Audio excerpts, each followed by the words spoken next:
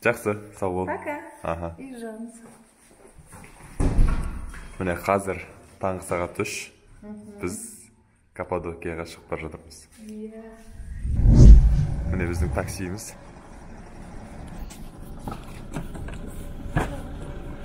Merhaba.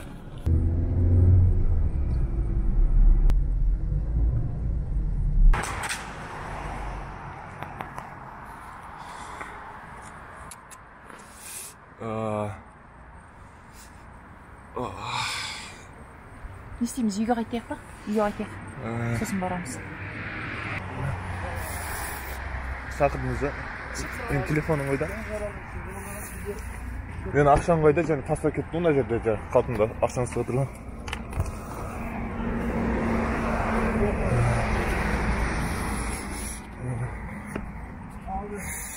Büyülerimden geliyorsun. Samsun'un köprüsünün altına gir işte. Şuraya doğru dön işte.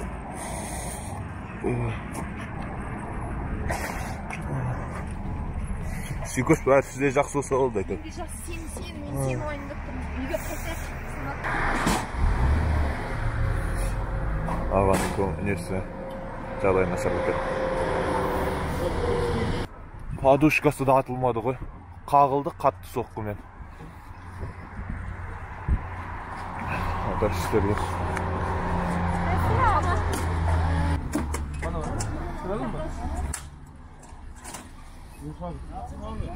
Bir de onu sonra nasıl olmuş onu anlamadım. Ауруханаға барғыларыңыз келе ма деп сұрап жатыр. Негізі айтарлықтай ештеңке жоқ деді. Менің денсаулығым қалпына келді. Достар, менің арманым орындалды. Бұл Гереме қалашығы Каппадокия дәл осы жерде орналасқан. Мен жолда келе-жатқан кезде сыртынан ғана көрдім, дегенмен өте әдемі екен. Айтпақшы, біз бұл жерге Анкарадан билетті 80 лираға сатып алдық. 80 лира деген енді біздің ақшамызбен шаққанда бір 4000 теңгенің шамасында болады енді. Дегенмен біз бұл жерге ертерек жетуіміз керек еді, бірақ аяқ астынан жол көлік апатына түсіп қалдық. Дегенмен Түркияда барлығы жеңілдеу екен. Біздегі сол автобустың билетін сатып алған компания уақытын ауыстыра салды. Ешқандай бір формальность дейді ғой, қағазға жүгінген жоқ. Жаңа телефонмен қоңырау шалдық, осылай түсіндірдік. Ол кісі түсінді деп бізге билетімізді 2 сағатта кейінге шегертіп берді. Мен осы адамдарға таң қалудан жалықпаймын. Мысалы, бұл дәретхана. Енді бері қарай келіңіз. Құны 3 түрік лирасы, ешқандай қадағалаушы жоқ бұл жерде. Оның үстіне маскамен кіру үшін бетпердені қойыпты бұл жерге. Қандай керемет. Мына қарашы, адамдар ақшасын тастап жатыр, кірген адамдар. Міне. Бірақ бұл ақшаны біз алып кетеміз. Өйткені бізде ақша жоқ.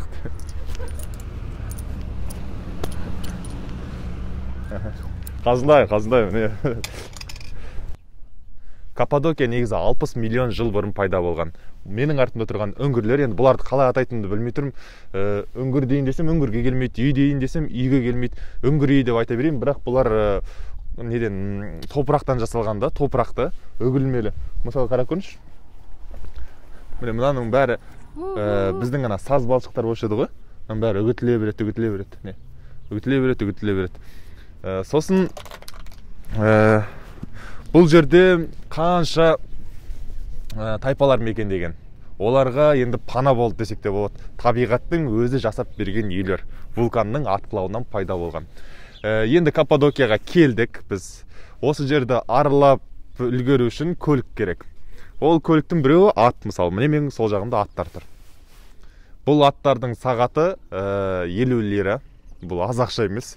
Мен осы ақшаға Анкарадан Каппадокияға жетіп алдым десем де болады. Аттардың тұратын қорасы мына тарихи орындар. Айтпақшы, бұл кісілер мемлекетке кәдімгідей салық төлеп, осы үңгірлерде тұратын туристер де бар екен. Оны біз қазір көреміз. Енді қызық, аттар енді осындай тарихи орында тұрып жатса, енді бақытты шығар олар. Айта кететін тағы да бір жайт, егер квадроциклмен аралайын десеңіз, онда бас жағынан алмаңыз. Ең басындағы біз бастадық, сұрадық, сол кезде олар сағатына 150 лира деген.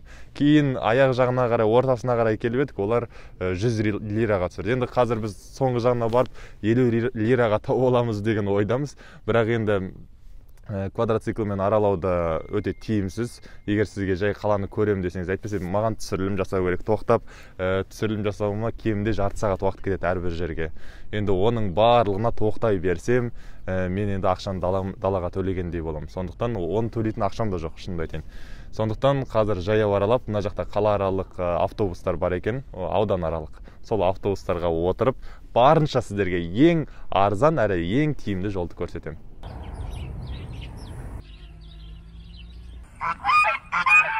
Бұл жерде қыш құмыра жасаудың құны 25 лира екен. Сосын ежелгі заманда осы каппадокиялықтардың заңы бойынша бұл енді үлкен қала болған ғой. Қазір енді Нью-Йорк десе де болады. Мына жақта Қара теңізге дейін жалғасқан бір сондай осында барлық жерінде осындай үңгір үйлер болған. Сол заманда қыш құмыраға өте ерекше мән берген. Мысалы, ер адам қыш құмыраны жасап, оны қақпағын соған мынаның аузына қақпағын сәйкестендіре алса, онда ол кез келген әйелді алуға құқылы болады. Ал егер сәйкестендіре алмаса, онда оған қыз қарамай қояды. Бізде енді айырмашылық садақ ату, арқан тарту, көкпар тарту деген сияқты ғой, бізді күшке салған. Ал бұларда өнерге ерекше мән берген екен. Айырмашылық осы бізден. Бұл Каппадокияны қыш қаласы десе де болады. Өйткені қарасаңыздар, мына үйлердің өзі қыштан жасалған. Мына бүкіл осы жердегі заттар, одан кейін мына тоғайда ілініп тұрған құмыралар, тіпті ана талда ілініп тұрған құмыралар. Енді ол заманда жаңағы мына жерде қыз бен жігіт тұрды ғой, жігіт видеоға түсіріп атты, қыз жасап атты ғой. Бірақ ол заманда керісінше болған. Жігіт жасайды, ал қыз қарап тұрады.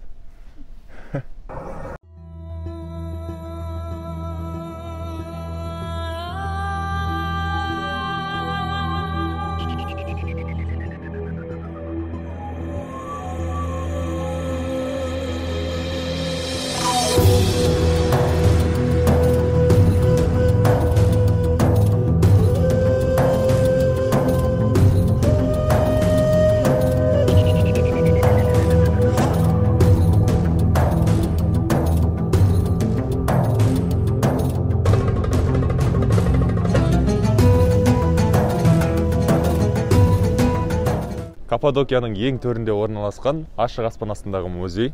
Бұл жақта мысықты қараңызшы жатқан. Негізі Грузияда иттер осындай құрметке еді, бұл жақта мысықтар тегін кіреді бірақ. Ал біз үшін билет бұл жерде 100 лирадан. 100 лира деген енді өте қымбат мен үшін. Өйткені Анкарадан осы жерге дейін бағана айтқан 80 лирамен келдім. Енді сонша жүздеген қашықтықтан артық болып тұр ғой, енді бұның ішіне кірудің құнын айтам. Бірақ менде сұңқар бар. Сұңқармен қазір тегін ақ сіздерге ішіндегі әдемілікті көрсетем. Енді бұл жерде не бар деп айтсаңыздар, бұл жерде шіркеулер көбінесе. Бұл қыздарға арналған монастырь, ішінде кезінде қыздар тұрған, әдемі қыздар тұрған ғой. Бірақ қазір оған кіруге болмайды. Өйткені түргелі осы монастырьда сақтап қалып, кейін өзінің ұрпағына мұра қылдырып қалдырмақшы. Енді күнде осылай міне көріп тұрсыздар, қанша туристер келіп жатыр. Мыңдаған туристер келіп барлығын көре берсе, тас талқанын шығарады деп олар да ойлаған шығар енді. Қазір енді сұңқарды ұшырам.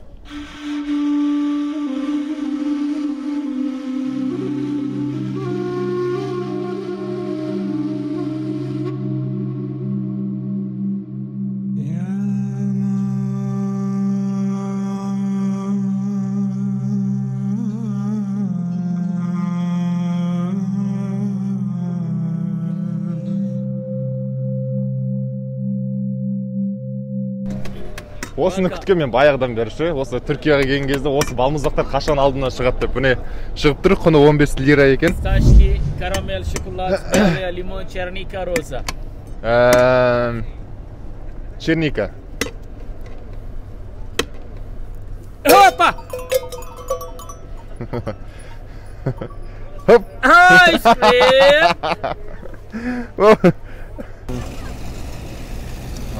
Өте дәмді екен.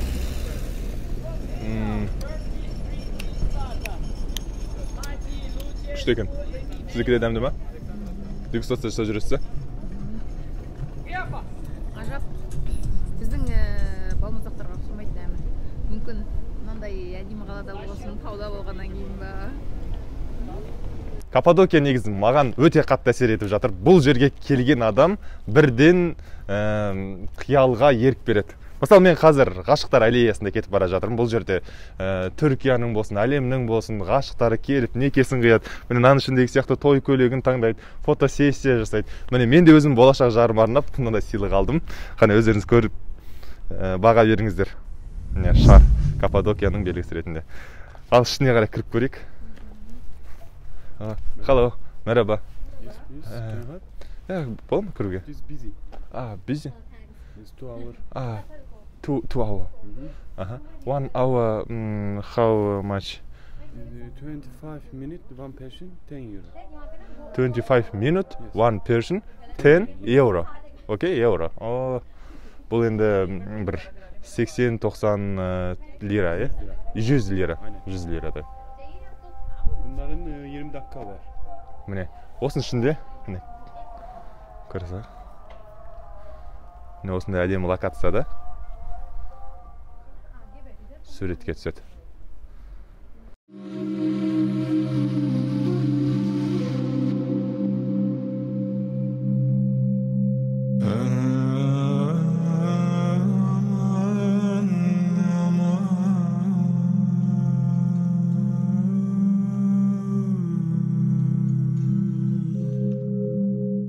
Бүгін жақсы еңбектендім. Енді тамақтанатын уақытта келді. Айтпақшы, мен бұл заттарды алдын ала Анкарадан сатып алғанмын, әдеттегі бағамен. Енді білесіздер, туристік аймақ болған соң, бұл жақта баға сәл жоғарырақ болады. Егер сіз бюджеттік турист болсаңыз, осыны да ескеріңіз. Одан кейін араларыңыздан біреулеріңіз айтатын шығарсыздар, неге таңертең түсірмедің, әуе шарлары бар, өте әдемі болады ғой деп. Иә, мен қалам таңертең соны күтем, және мына жерден бір ретте 150-200 әуе шары әуеге көтеріледі. Өте әдемі көрініс болады. Енді білетін шығарсыздар енді оны, бірақ оны көзбен көру керек деп ойлаймын. Содан соң мына үйлерде кәдімгі адамдар өмір сүреді. Қонақ үйлер бар, одан кейін мейрамханалар бар, бірақ маған қызық болды, осы жерден адамдар қылтимадан битіп қараған кезде мен таң қалдым. Енді осындай үйде өмір сүру ол қияли адамның ғана қолынан келетін іс сияқты. Мына жерде қалып қойғым келеді, тіпті құрылысшы болсам да, бірақ Каппадокияда өмір сүрсем, өкінбес едім.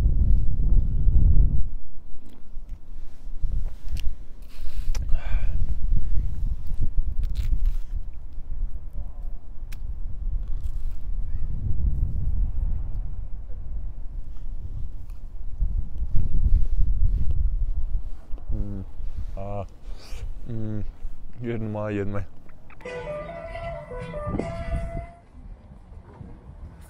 How? Good. Hello. Have a nice day. You too. Bye. Bye. Күн батқанда Каппадокия түрленеді. Ғашықтардың барлығы күнді бірге шығарып салу үшін осы шыңға жиналады. Дегенмен қонақ үйлердің бағасы қымбаттау, 3000 теңгеден басталады. Айтпақшы лайфхак. Booking сайтында Түркияда бос қонақ үй табу қиын. Сондықтан VPN-ді қоссаңыз болды, бұл мәселе шешіледі.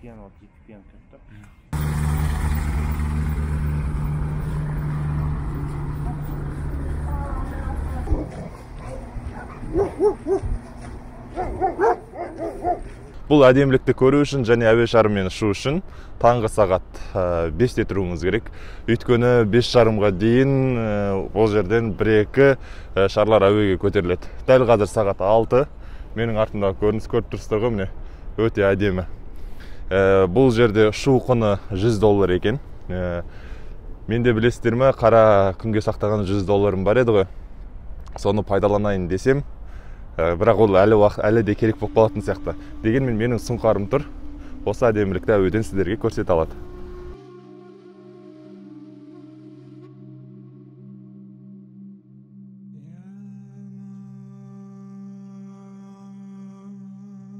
Негізі шардың екі қана функциясы бар: жоғары көтерілу және төмен түсу.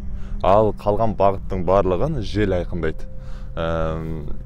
Қазір осы жерден ұшқан шарлар, міне көріп тұрсыздар ғой, мына жақ қарай кетіп жатыр. Ана жақтан барып бірақ түседі. Негізі ана сөз бар ғой, шарымды жел қонарымды сай береді деген. Хамбақшалдың оқиғасы осы шарларда да қайталанады екен. Және бұл жерге көбінесе келіп фотосессия жасап, тіпті ғашықтарына ұсыныс білдіріп жатады, той көлегімен суретке түсіп жатыр. Негізі романтикалық орын екен. Айтпақшы, мына әуе шары егер болмаса, бұл Каппадокия болмас еді. Негізі бұл жерге келетін туристердің басым бөлігі осы әуе шарлары үшін келеді осында. Және бұл енді көруге тұрарлық көрініс екен. Қараңыздаршы, менің артымның барлығын әуе шарлары көркемдеп тұр. Қонарын жел білетін әуе шарына жету үшін жаяулатып шығып кеттім. Үңгір үйлерді аттап, мына көрініске тап болдым. Каппадокияны мұндай деп ойламаппын. Мына жақта да керемет жерлер бар екен. Қараңыздаршы, бақшалар, жеміс-жидектер, алма, алмұрт өсіп тұрады. Егін шаруашылығымен айналысатын сияқты сыртындағы құрал жабдықтарға қарағанда. Мәссаған. Мына алмаларды қараңыздар. Мені жеші деп тұр ғой.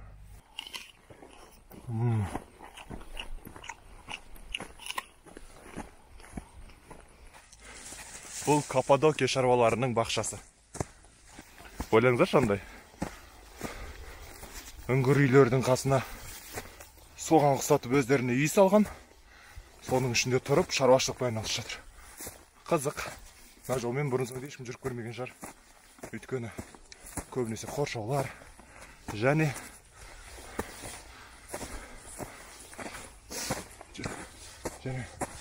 мына жақтағы көріністі қараңыздар.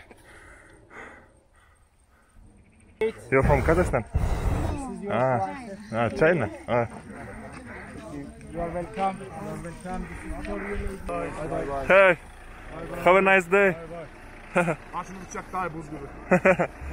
No, thank you. Қолыма камераны ұстап, батылдық танытып, автобусқа отырып алдым. Австралиялық жігітке Каппадокия қатты ұнаған. Ол мұнда сүйіктісімен келіпті.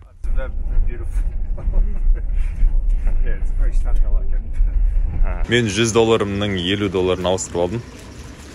Ақша айырбастау орталығының қызметкерлері ақшасын қолма-қол ұстайды екен.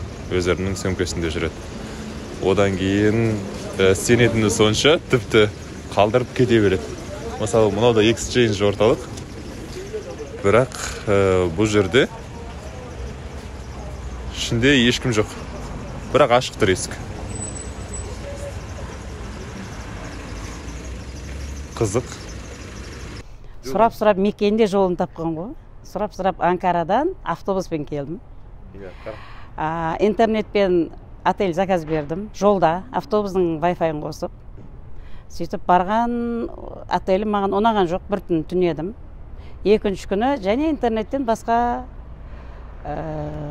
Коя отель деген жаңағы таптым. Ол жер керемет. Сол жерден шарға заказ бердім. Русскоязычный гид заказ бердім интернеттен. $57 6 жерге алып барады. Обеді ішінде включен. Керемет. Үлкен кісілер тұрмақ, жастардың өзі қиналады, дұрыс па? Осылай шет жаққа шықсам адасып кетейін ба? Ой, қалай болады деген сияқты. Адаспайсыңдар. Міне, апаның өзі дәлел, қараңыздар, өзі жалғыз, қасында ешкім жоқ. 57 жастамын. 57 жаста, ойлаңыздар. Тіл білмеймін. Тіл білмейді. Тура мен сияқты. Сосын бүкіл букинг деген нәрселердің бәрін қалай үйреніп алдыңыз? WhatsApp-тың өзін әзір қолданамыз. Неге? Тұр ғой, Google-да тұр ғой. Жақсы. Орыс тілді гид деп жазсам шығады. Орыс тілді гидтермен 6 жерді араладым. Барлығын көрдім. Тамаша, рахмет. Жақсы, сау болыңыз. Сау болыңдар. Ана маскам да үшін бір маска қарыз болыңдар. Маска керек пе, менде маска? Бір маска қарыз болыңдар. Есіміңіз тағы бір айтып жіберсеңізші. Мейірхан. Сарыағаштан келдім. Түркістан облысы, Нарымбетова. Мейірхан Нарымбетова, иә? Түркістан облысынан. Түркістан облысы, рахмет. Жақсы.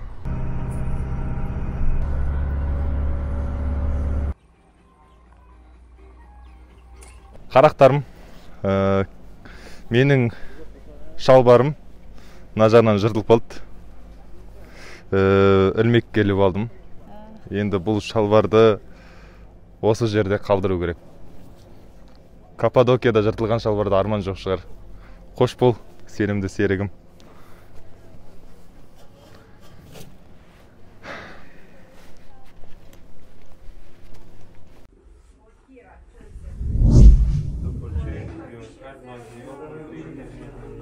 Міне мен жаңа ғимараттың ішіндемін. Сыртыда деме, ішіде деме, барлығы қыш, қоп-қоңыр. Одан кейін айтпақшы бұл кезінде сарай болған, ішінде 800-ден астам адам тұрған екен. Мынандай әдемі шамдар бар.